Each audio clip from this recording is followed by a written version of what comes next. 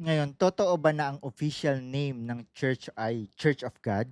Dahil ba mas marami tayong mababasa sa Bible na Church of God, ibig bang sabihin ito na ang official name ng church na dapat aniban ng mga tao para maligtas? So yan po ang ating aalamin ngayon. Kapatid, ang Church of God ay paglalarawan, hindi brand name. Ngayon pumunta tayo sa tanong, at ito ang kadalasang ginagamit upang lituhin ang mga simpleng mananampalataya, na ang official daw ng pangalan ng simbahan ay Church of God dahil marami kang mababasang ganyan sa Biblia. Kapatid, dito tayo mag-ingat at maging matyaga dahil ang argumentong ito ay tila matibay sa unang dinig. Ngunit kapag binuksan mo ang Biblia at binasa mo sa tamang konteksto, doon ito guguho na parang bahay na itinayo sa buhangin. Ngayon, narito ang ugat ng problema.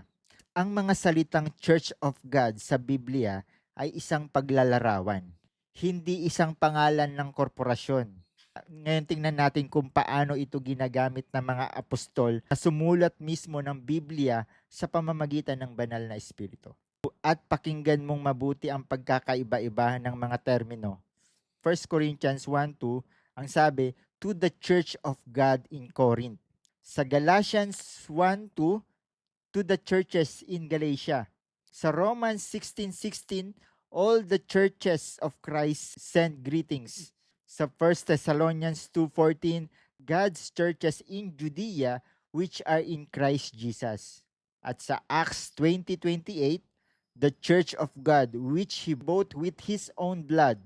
Colossians 4:15, the church in her house. Pansinin mong mabuti kapatid, iba't ibang termino ang ginagamit ng iisang Biblia.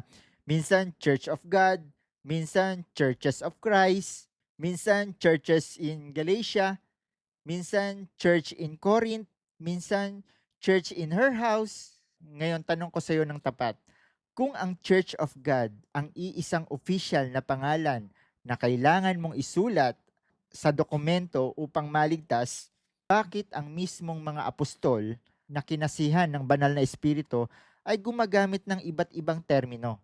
Kung ito ay isang legal na pangalan, isang trademark, isang brand na dapat pare-pareho, hindi ba't magiging magkakapareho ito sa buong kasulatan? Ang sagot ay simple at malinaw. Dahil hindi ito ang pangalan ng denominasyon. Ito ay paglalarawan. Ang ibig sabihin ng Church of God ay ang mga taong pag-aari ng Diyos.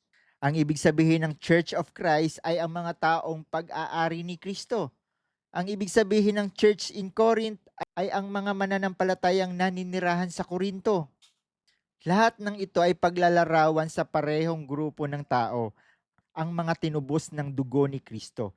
Iisang katawan, iba't ibang paraan ng paglalarawan. At ngayon tingnan natin ang salita mismo dahil dito lalabas ang katotohanan. Ang salitang Griego para sa church sa Biblia ay ekklesia. Ang ibig sabihin nito ang mga tinawag palabas mula sa dalawang salita na ek, na ibig sabihin ay palabas, at klesia mula sa salitang tawag. Kaya ang eklesiya ay hindi tumutukoy sa isang gusali. Ito ay tumutukoy sa mga tao, ang mga tinawag ng Diyos palabas sa kadiliman, patungo sa liwanag. 1 Peter 2:9, but you are chosen people, a royal priesthood, a holy nation, God's special possession, that you may declare the praises of Him who called you out of darkness into His wonderful light. Naririnig mo yan kapatid?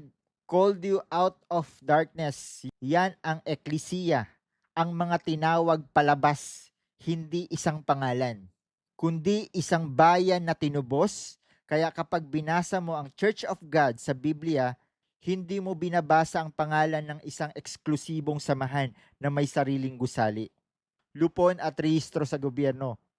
Binabasa mo ang paglalarawan sa lahat ng tunay na anak ng Diyos, saan mang lugar sila naroon, anumang panahon sila nabubuhay. At ang tunay na iglesia ay hindi hinahati ng pangalan. Ito ay binubuklod ng isang espiritu. 1 Corinthians 12:13, for we were all baptized by one spirit, so as to form one body. whether Jews or Gentiles, slave or free, and we were all given the one Spirit to drink. Isang katawan, kapatid, hindi isang samahang may eksklusibong pangalan. Isang katawan ng lahat na kay Kristo. Mula sa bawat lahi, bawat wika, bawat bansa. Kaya kung sasabihin sa iyo ng isang tao, kailangan mong lumipat sa aming simbahan dahil kami lang ang may tamang pangalan na Church of God. Magtanong ka ng mahinahon ngunit matalas. Hindi ba tinatawag din ng Biblia ang iglesia niya Churches of Christ sa Romans 16:16 at Church in Corinth at Churches in Galatia? Kung ang pangalan ang nagliligtas, edi lahat ba ng ibang tawag na ginagamit ng mga apostol ay mali? At doon guguho ang buong argumento dahil hindi ito nakatayo sa konteksto ng kasulatan. Dahil ang totoo, kapatid, hindi ka naliligtas dahil tama ang spelling ng pangalan ng iyong simbahan. Naliligtas ka dahil nasa iyo si Kristo. Ang pangalan sa signboard ay hindi makakapagligtas ng kaluluwa mo, kundi ang dugo lamang ni Kristo ang makakapagligtas sa iyo. Ako si John Michael Lachica at ito ang JML Speaks, Faith that moves, truth that lasts. Sa Diyos lamang ang karangalan at kapurihan magpakailanman. Amen.